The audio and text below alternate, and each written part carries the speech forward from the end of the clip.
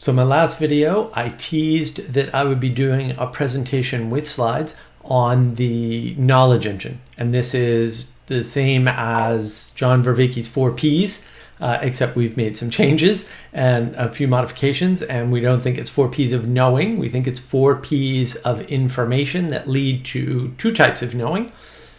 And the reason why we have this model is because we realized when John Vervaeke was talking about it that the model was pretty useful in understanding some of the problems that we have today.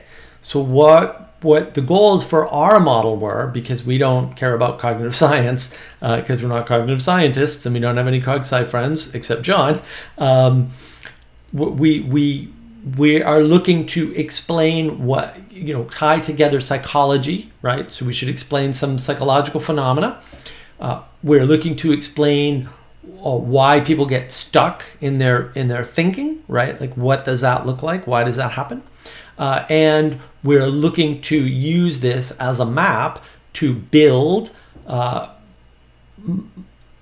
ways to fix different maladies within thinking, right? So if critical thinking works a certain way due to a bunch of criteria, we'll say, then we need to know how to deal with that. And that is the goal for the model, right? Is to be able to build things using the model, hopefully that are predictive. So the map that's laid out by the model for whatever you're looking at, because you can use the model different ways, will point you in the right direction to build things. Things like games, things like ways of relating to people, right? Things like ways of engaging in conversation to sort of, figure out where the other person is, like where they might be stuck, and also to explain what happens with things like our memory that gets rewritten and why it works so well and why it doesn't. So this model should map to all of those things and a few more. I don't expect anybody to understand the model fully. I know I've talked about the model a couple of times. I talked about it with Paul VanderKlay about a year ago, a little more now, in my first conversation with him. I talked about it the next day, actually, with Karen Wong on the meaning code. So you can check those videos out. They're a little bit older. We're still talking about knowledge and not information, and now we're going to be talking about information. And look, I've done up these slides. It took far longer than I expected. I don't like doing slides. Slides are hard. But I did slides for you, and I hope that they're helpful. They might be a little, harder to see or whatever, but I'll be sharing them on the meaningcommunity.com website at some point. And so I'm going to give this presentation as a slide presentation. I'm going to try to explain things at a high level as I go along. There's a lot more detail there to engage with, but you don't have to engage with it right now. So I'm just going to try to keep it high level for you. And let's see how well I can do.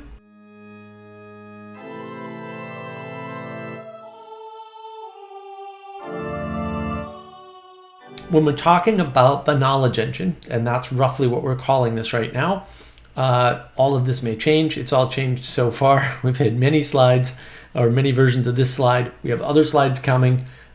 We are trying to explain things like rationality to some extent. We're adding in the concept of opponent processing.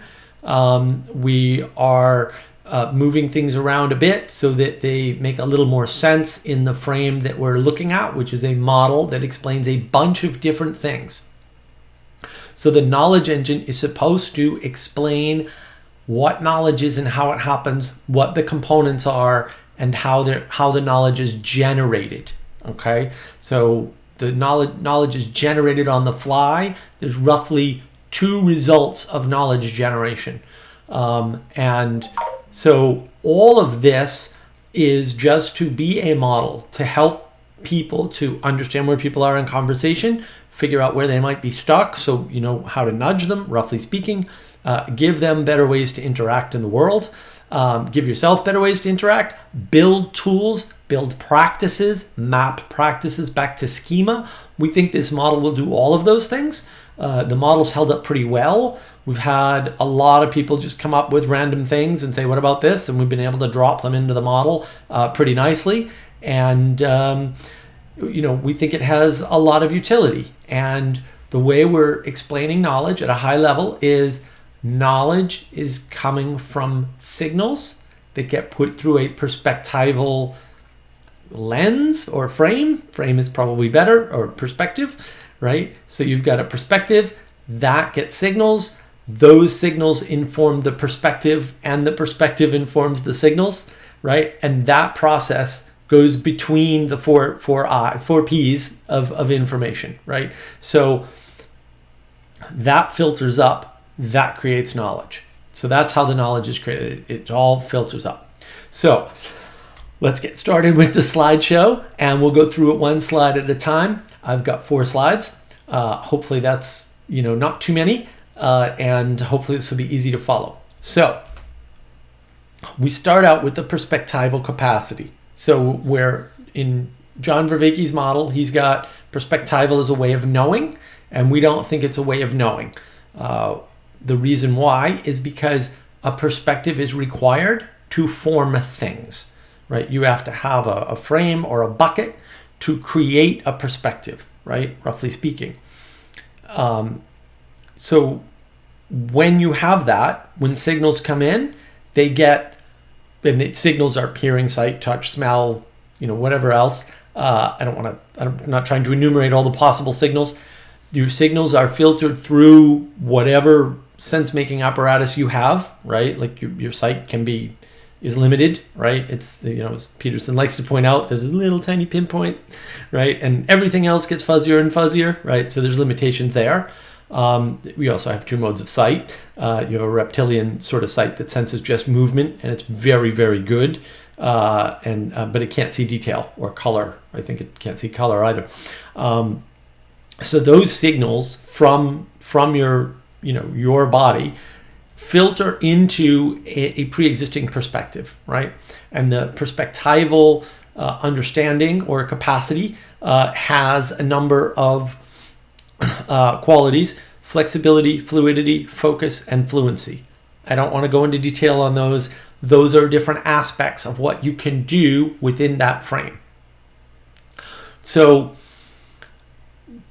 the contextualization, the frame, the perspective is important because that is the form that these signals get put into to create information. Okay, so it can't be information if it's raw signal, because raw signal is noise unless it's in relation to something else. So the thing that you put it in relation to is a perspective, roughly speaking, right? So that is why we think the perspectival capacity or perspectival understanding comes first. The signals come into that, okay? So once that happens, we go up into this process, which is rationality. And rationality is the interaction between the 4 P's, which are propositional, right, procedural, participatory, and poetic. Okay? So it's interacting with these individual processing modules that process the same signal or set of signals from the perspectival understanding up into themselves and back down again. And then there's an opponent process. So the signals and the results of the formed signals, because if they come in first, those formed signals go up into either a discrete processing or a continuous processing, and I'll go over that in the next slide, right? Into all 4 of these processing systems at the same time. And then if the information that's been formed from the perspectival understanding doesn't quite fit in the perspective, or there's a way in which it could change the perspective, that is fed back into the perspective. And so there's a little back and forth, right, between the perspectival understanding and the processing, the initial processing. Okay? And that is really important, because what it means is that the information you get, once it's informed, can change your perspective. But that happens as a result of a processing and then this opponent processing. Okay? So that's a process that's going on. I think that process is rationality, and my rationale for that is that we often say that when you provide somebody with information that it goes against something they already understand or believe or think they know, what they will do sometimes is find a way to reject that completely. Okay, so if if somebody says, oh well, this thing happened as the result of the person being a cop, and then it turns out that the person's not a cop, and you say no, that person's not a cop. So right, they might say, oh well, but they could have been a cop, and you're like, well, maybe, but like that has nothing to do with it, right? What that person is doing is rationalizing. And that's what we say, right? Oh, they're rationalizing their belief. Yeah, they're rejecting new information, rejecting it, right? They're kicking it out because they don't want to change their perspective. And people do that all the time. And so that's why I think rationality is there. I mean, that's how we actually talk about it. We say, oh, that person's not going to change their perspective because that would upset their belief or what they think they know or what they think their understanding of the situation is. And so they're kicking it out. They're throwing out that information. So we think that's happening in this section. So from there, what happens is this knowledge creation. And knowledge creation is, once the rationalization is done, is the process where the discrete processing side, the left side of the brain, and the right side of the brain, which are encompassing these 4 Ps, roughly speaking, and that's what makes their difference, sort of roll up into either concrete knowledge or intuitive knowledge. Now, I don't think that you can afford to only have one type of knowledge, but I realize that we may discount intuitive knowledge or we may discount concrete knowledge, but we think that's a function of this process, of the knowledge creation process, roughly speaking. So the reason why these types of knowledge are different is because the processing types on the 4 Ps are different, right? So you can see here, we've got the left brain is discrete processing. The way discrete processing works is you break things up into segments, which are discrete, and you do your processing. And in math, you do that, there's a way in which there's a discrete mathematics, and there's a way in which there's a continuous mathematics. And when you do those calculations on the, in a discrete way, you come up with slightly different answers than the continuous way. When you do continuous processing, you're not stopping. There's no pieces, everything's connected. So there's a continual signal there. On the left brain side, there's not a continual signal. It gets chopped up. And that's why the left brain is divided into propositions, which are discrete, linear, solid packets of information, and procedural. So the procedural is discrete, linear connections for the propositional packets of information. That's not the only way you can use them, but that is what they are. That's that type of processing. So that's, we're calling it a form of navigation. Propositions are a form of objects. Procedures are a form of navigation of the objects, hopefully. And then on the other side, on the continuous side, participation, you can't really participate in discrete chunks. You can. So if you've ever seen somebody doing the robot dancing, that's the closest approximation that I can make to discrete participation. And it looks funny, right? It looks really attractive too. You're like, oh, what is that? Right? And that's why, because, it's not that it's not natural, but it's not the way we think of motion of our body. We think of motion of our body as, these fluid, continuous point A to point B with no stopping, right? And that kind of participation, that's how we like to participate. We also do that in conversation, right? So participation isn't just something you do, as a physical motion. It's also something you do in thinking and in speech. And then there's the poetic, which is the navigation, right? So the navigation in this case is continuous. So it's not divided up into pieces. It's that flow state thing, right? That's a lot about the poetic, about the navigation. So the poetic is, roughly speaking, how you're in flow state when you're participating with something. And I think when you get that sort of right brain continuous processing going, that's what you're doing, right? You're really in the flow realm. And then the problem with talking about the model is that language is primarily propositional and procedural, which is to say it's discrete sections. Words are discrete packets, right, of information.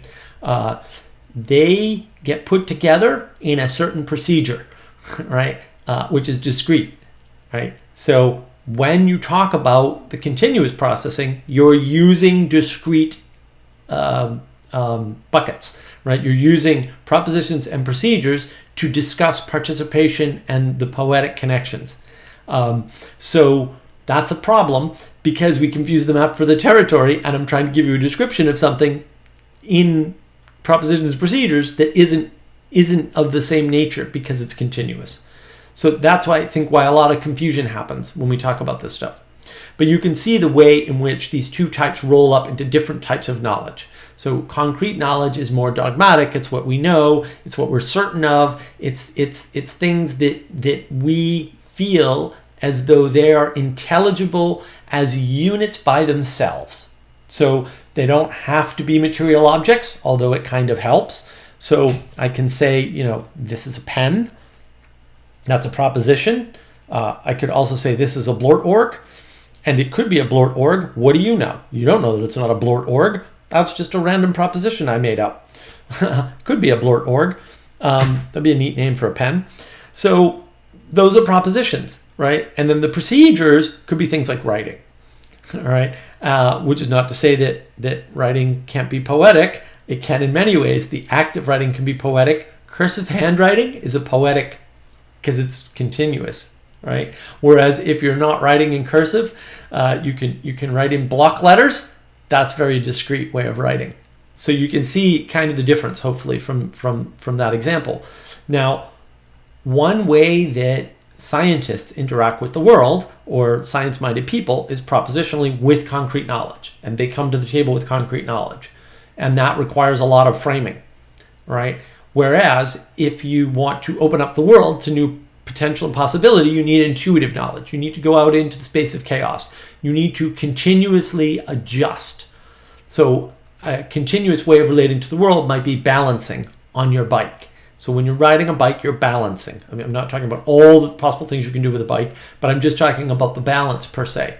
So you're pedaling, and the pedaling is moving the bike, and moving the bike moves the bike along many axes, right? When you pedal, especially when you're young and you don't quite have the hang of it, the bike might move like this. That means your balance has to change as the result of your pedaling, right? And you might rock back and forth a little bit because people tend to do that, like the pedals sort of force you to move in a bunch of directions. And your balance is poetic, right? It's a poetic participation. It's not only poetic, right? It's a poetic participation with the act of riding the bike. So all of this is rolling up to intuitive knowledge. I can tell you procedurally how to ride a bike, sure, but it's absurd for me to tell you to balance when you're on the bike. I mean, I can say balance, you know what balance means, but me telling you balance doesn't allow you to balance. What allows you to balance is your intuitive knowledge of balance. And you're changing your balance, you're changing your perspectival understanding of balance when you ride a bike. So what does this look like together? Because I've modified the latest slide up to with the new colors and the fancy boxes up to this. So this is the new final slide. It's got a little bit of text on it. I'll get it posted eventually on the meaningcommunity.com, so it'll be available there. I know the past versions are there too. If you like those better, you can use those. There's different text on them. But the basic point of the slide is that there are these two types of knowledge. They are formed from the signals that come into the place that forms them, which is the perspectival understanding or the perspectival capacity.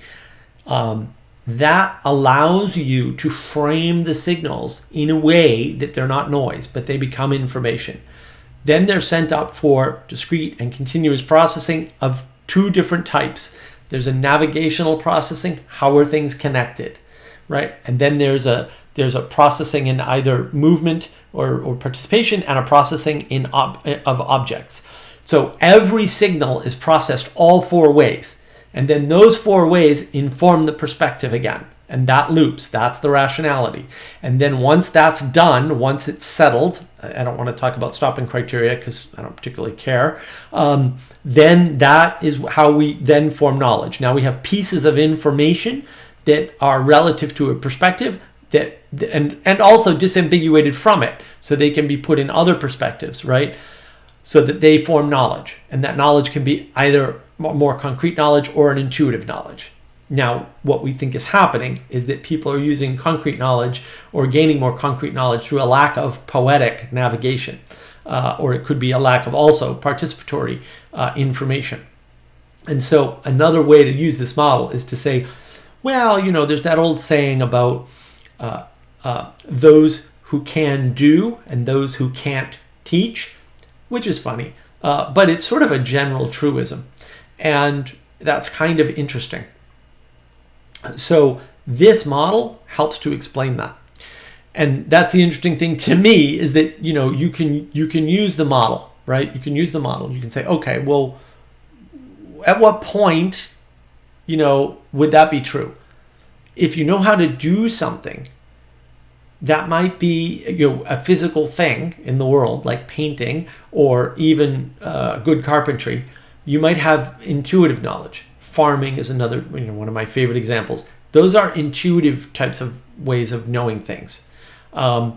Whereas being able to list all of the aspects of carpentry, right, or being able to list all of the aspects of farming, right, that's a concrete type of knowledge. And it's very propositional. It's propositional heavy, right? It's not participation heavy.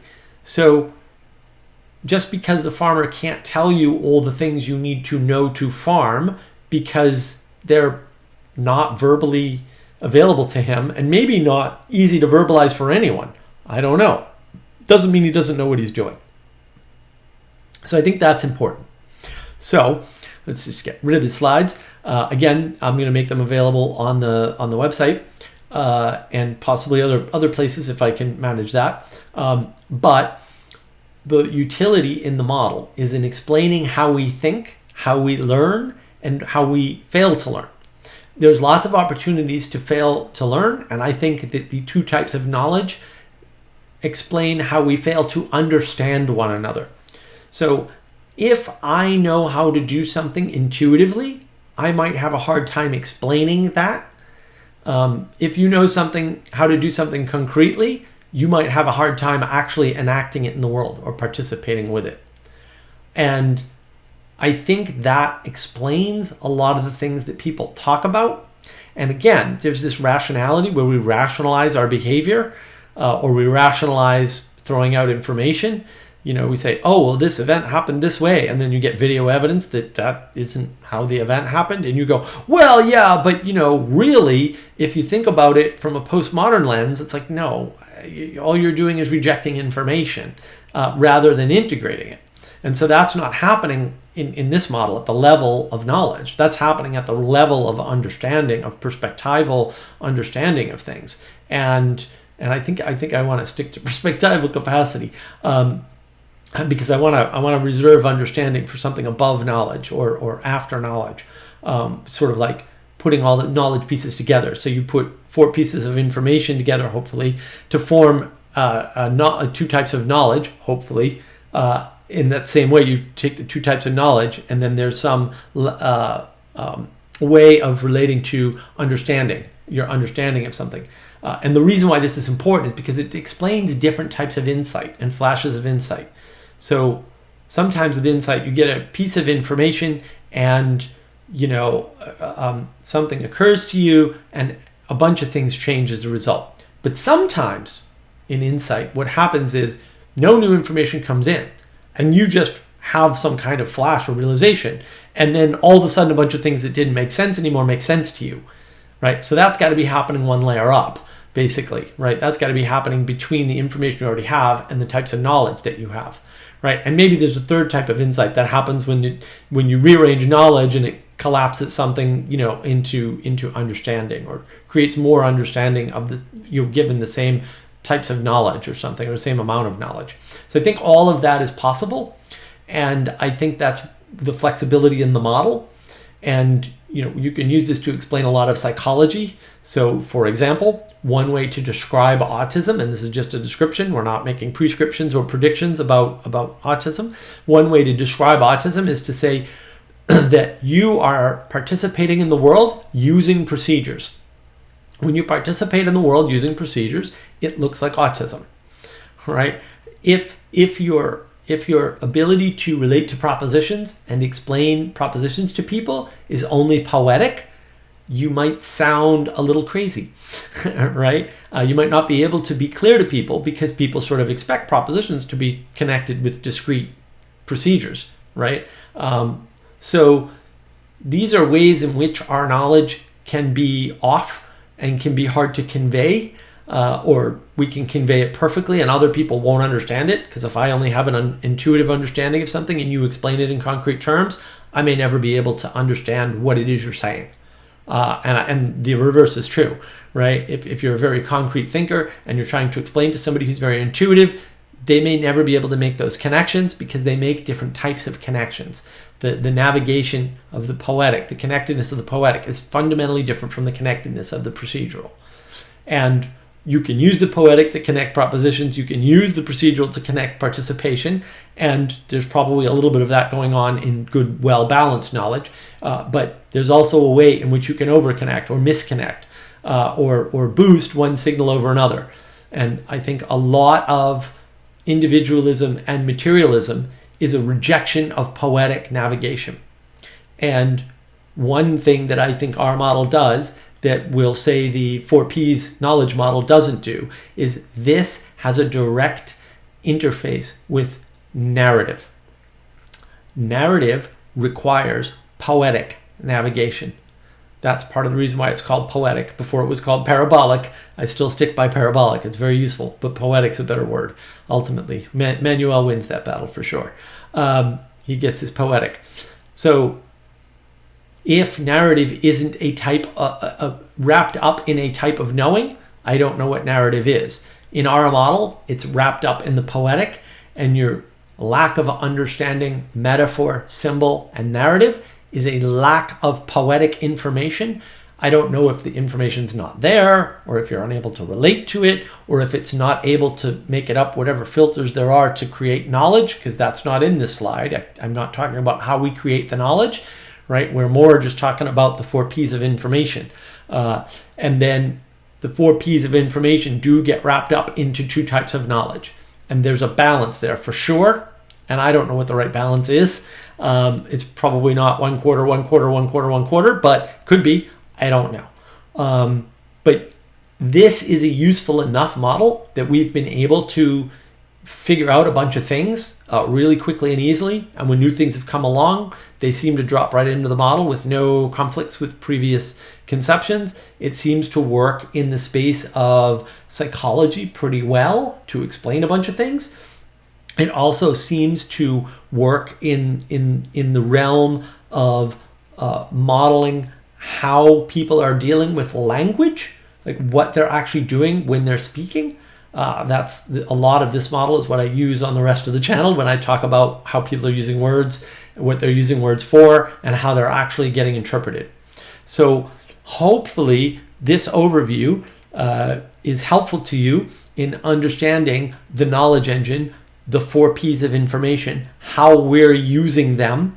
I could try to go into the differences between, we'll say, our model and John's model. If that's something you want, leave me a comment. I'd rather not. I think the best person to go into John's model, which is ever changing, is John. And his model is used for completely different purposes, right? He's really worried about cog-sci and tying things into that, and we're really not, right? Because we're trying to do some pragmatic stuff that we already have had our eye on long before the model came along.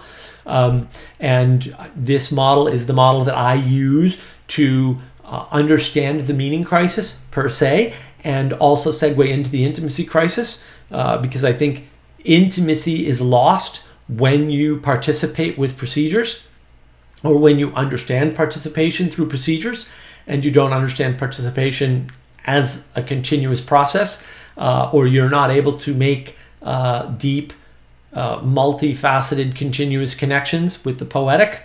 I think when those two pieces of knowledge are missing or weak or deboosted or whatever, that you're going to have a hard time interfacing in the world correctly with other people and with nature. So it's a fundamental loss of connection with nature and other people and everything that we participate in. And there'll be fundamental misunderstandings of the world per se. What drives people, where motivations come from, if they're couched in propositions and procedures, that's probably not a good way to understand how people are doing things and why people are doing things.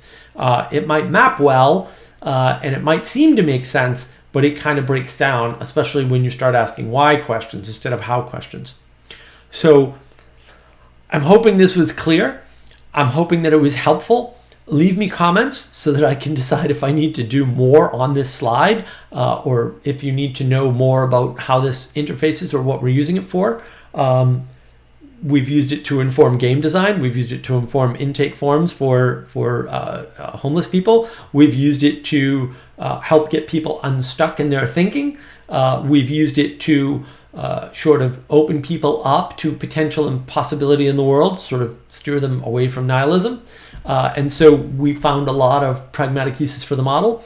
And it's okay if you don't. I don't think everybody needs to read the model. I think the only people that need to really read and understand the model are people who are going to build tools to help people. And that's what this model is all about. And just by engaging with the model, you are helping me, because I am forced to try to explain it, which is always good, because it brings me to the edge of my thinking, which is useful, and the edge of my articulation, which is also useful. And any feedback you have is most appreciated, because I always want to get better at articulating what we mean, why we're using these 4 Ps, why they're different from John Vervaeke, where the utility comes from. If you'd like me to go into the perspectival capacity and the framing, the fluidity, the focus, the flexibility, and the fluency, we can certainly do that. Just let me know. I'm not going to do that unless I get enough requests, though, because it's quite a bit of work for me to do that, and that work is still, we're still struggling with that to some extent. But asking for slides would certainly motivate us to do more on it.